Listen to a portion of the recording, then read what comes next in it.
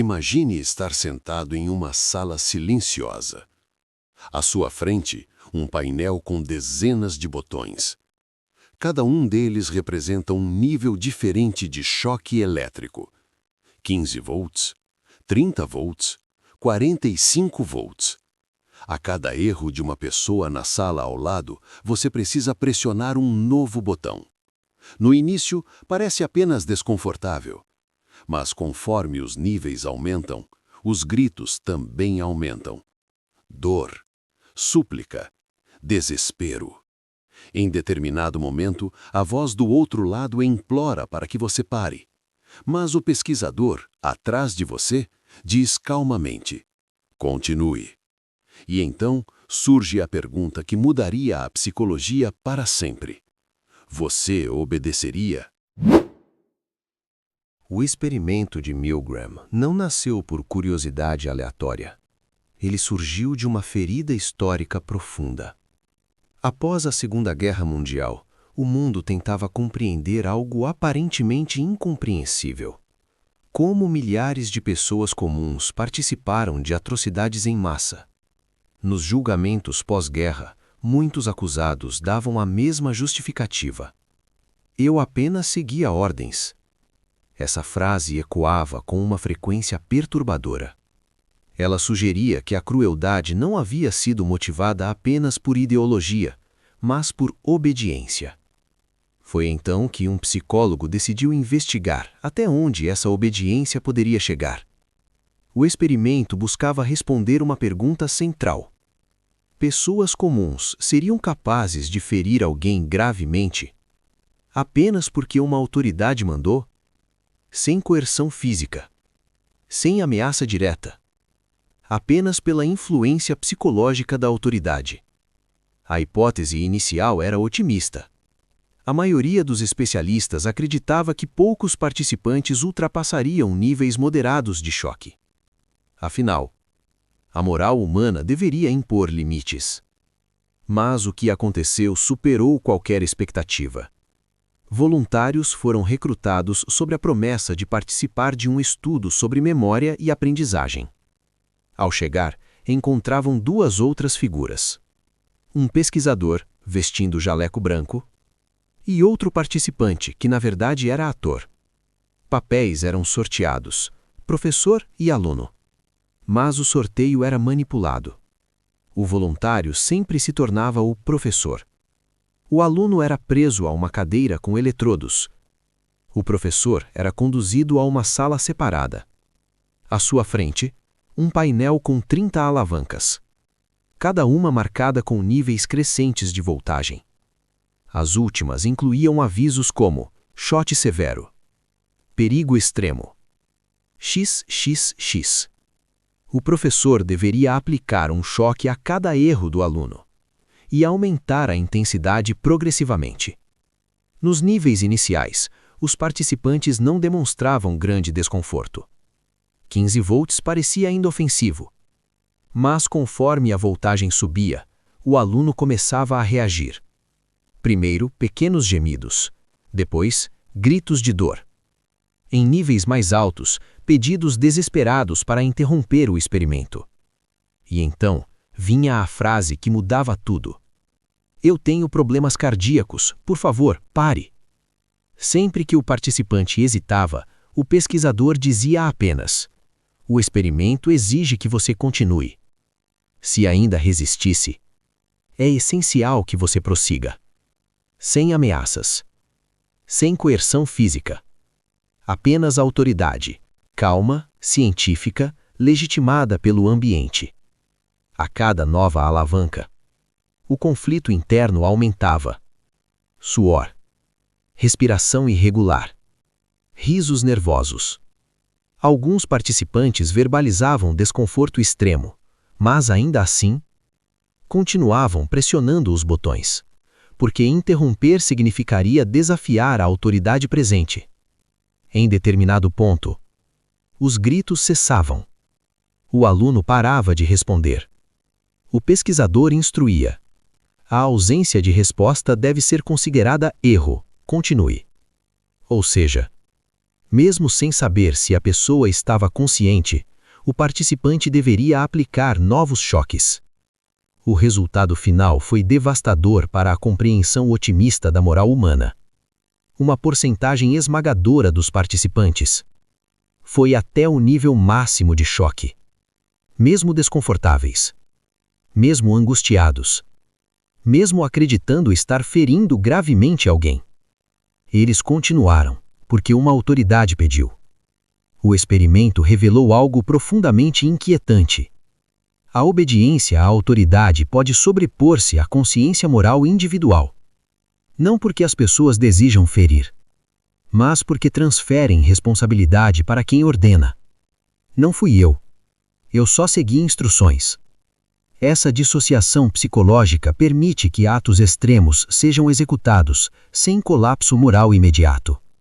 Mas a descoberta mais assustadora ainda estava por vir.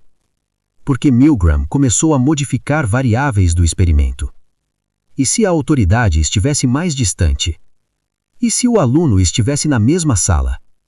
E se houvesse outros participantes? Cada mudança revelava algo novo sobre a mente humana e sobre quão frágil pode ser nossa resistência moral. O anonimato torna a obediência ainda mais perigosa. E a pergunta central continua ecoando. Se você estivesse naquela sala, até onde iria? Após o primeiro experimento, Milgram percebeu que havia tocado em algo profundamente demais para ser ignorado. Mas ele queria entender. A obediência era absoluta ou dependia de condições específicas? Então ele começou a modificar elementos do cenário. Pequenas mudanças, mas que revelariam grandes verdades. Em uma versão do experimento, o pesquisador não permanecia na sala. Ele dava instruções pelo telefone. Sem a presença física, a autoridade tornava-se mais abstrata. O resultado? A obediência caiu drasticamente. Participantes questionavam mais. Interrompiam antes. Mentiam dizendo que aplicaram choques que não aplicaram. Isso revelou algo essencial. A proximidade física da autoridade reforça a submissão. Quando a figura de poder está presente, a resistência psicológica diminui. Em outra modificação, o aluno não ficava mais em sala separada. Ele estava ao lado do participante. Visível, audível, humano. E quando os choques eram aplicados, a dor era testemunhada diretamente. O resultado foi inverso ao anterior. A obediência caiu novamente. Porque quanto mais próxima a vítima, maior a empatia, maior o conflito moral. A distância emocional é combustível para a crueldade. Milgram levou a tensão ao extremo. Em uma versão, o participante precisava segurar a mão do aluno sobre a placa de choque. Contato físico direto. Sem abstração. Sem separação. Aqui a obediência despencou ainda mais. Porque o toque elimina a desumanização. Torna impossível ignorar o sofrimento. Essas variações revelaram algo fascinante. A moral humana é influenciada pela distância. Quanto mais distante a vítima, mais fácil obedecer. Quanto mais próxima, mais difícil ferir. Isso explica fenômenos modernos. Decisões de guerra tomadas por quem está longe do campo de batalha. Ataques virtuais feitos contra pessoas que nunca veremos pessoalmente. A distância anestesia a empatia. Milgram então testou outro elemento crucial: o comportamento coletivo. Em algumas versões havia outros professores, atores. Quando esses atores se recusavam a continuar, o participante real também parava com muito mais frequência. Mas quando os atores obedeciam sem questionar, a obediência do voluntário aumentava drasticamente. Isso revelou o poder devastador da conformidade social. O ser humano possui necessidade profunda de pertencimento.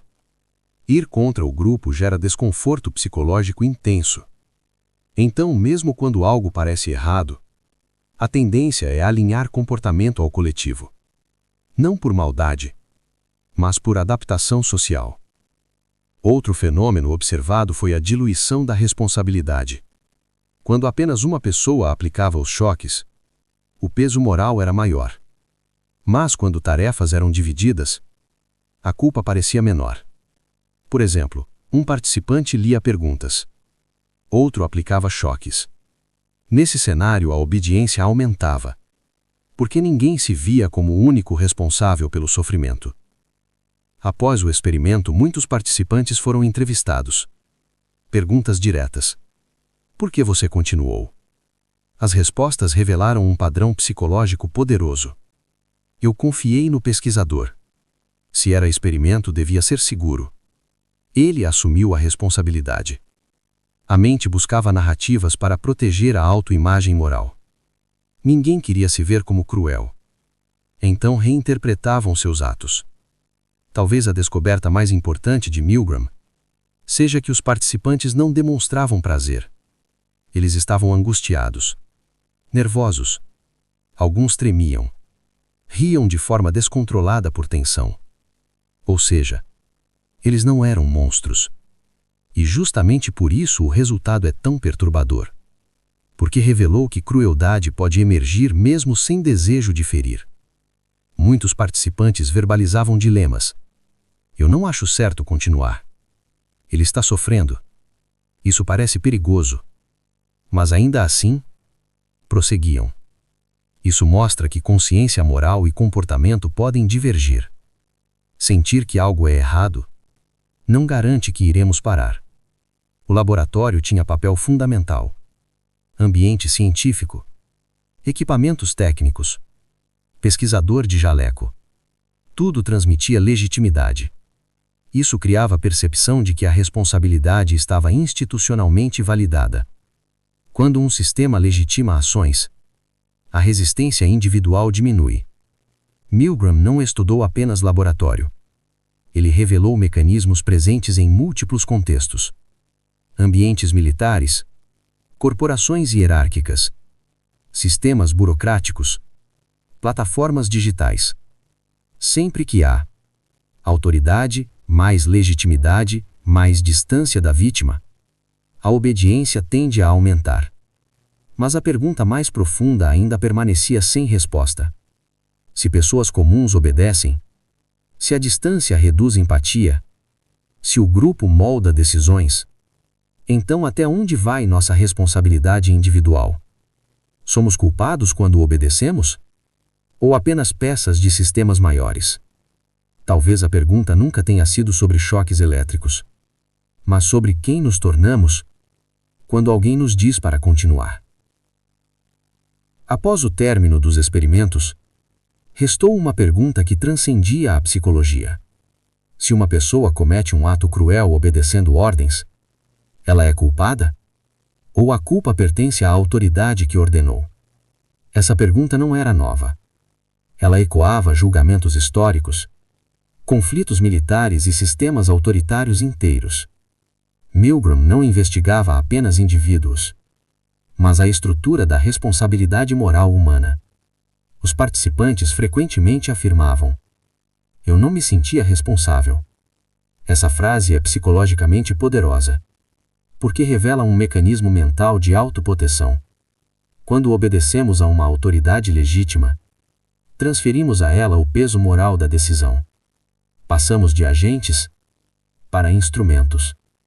Essa dissociação permite que atos extremos sejam realizados sem colapso psicológico imediato.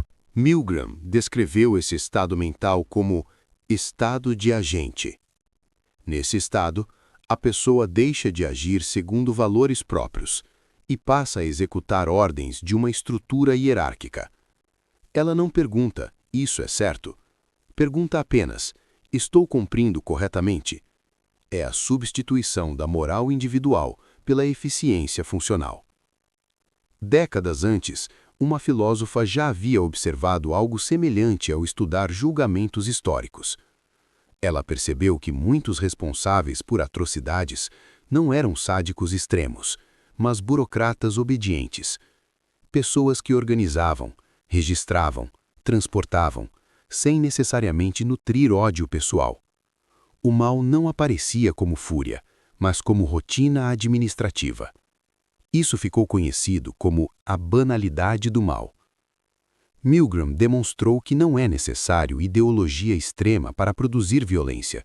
Basta um sistema estruturado onde a autoridade ordena, a responsabilidade é diluída, a vítima é distante, a obediência é valorizada. Nessas condições, pessoas comuns podem atravessar limites morais que jamais imaginariam. Mas isso levanta outra questão inquietante. Se o ambiente influencia tanto, ainda possuímos livre-arbítrio? A resposta é complexa, porque alguns participantes recusaram continuar, mesmo pressionados, mesmo instruídos. Eles interromperam o experimento. Isso prova que a obediência não é inevitável, mas resistir exige força psicológica incomum.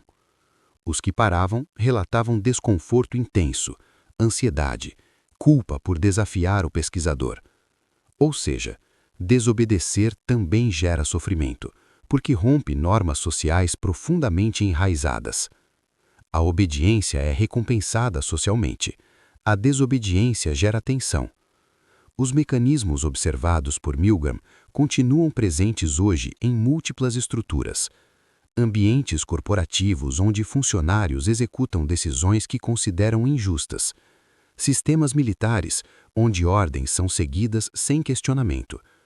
Burocracias que prejudicam indivíduos sob justificativa de protocolo. Plataformas digitais onde multidões atacam sob sensação de legitimidade coletiva. A obediência continua operando, apenas mudou de cenário. A tecnologia ampliou a distância entre ação e consequência. Um clique pode causar impacto global, mas quem executa raramente vê a vítima. Sem rosto, sem voz, sem dor visível.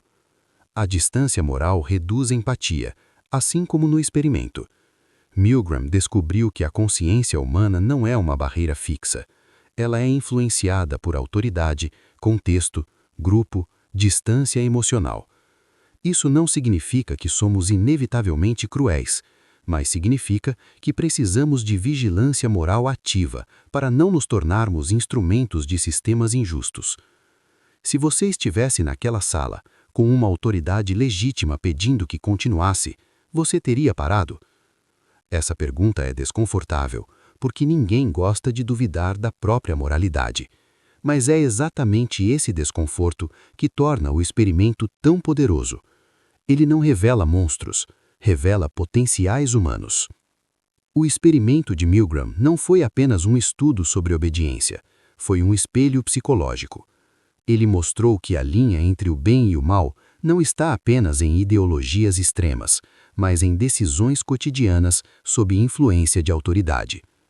Talvez o maior perigo não seja a existência de ordens injustas, mas a facilidade com que aprendemos a cumpri-las, sem questionar, sem resistir, sem perceber o momento em que deixamos de agir como consciência e passamos a agir como engrenagens. Porque a verdadeira pergunta que Milgram deixou não foi por que eles obedeceram, mas sim, em que condições você também obedeceria. Se reflexões como essa expandem sua percepção sobre a mente humana, então continua explorando esses experimentos comigo aqui no canal. Porque cada estudo revela uma camada diferente da nossa natureza, e entender esses mecanismos pode ser a diferença entre apenas seguir ordens ou manter sua consciência desperta, mesmo quando o mundo ao redor insiste para que você continue.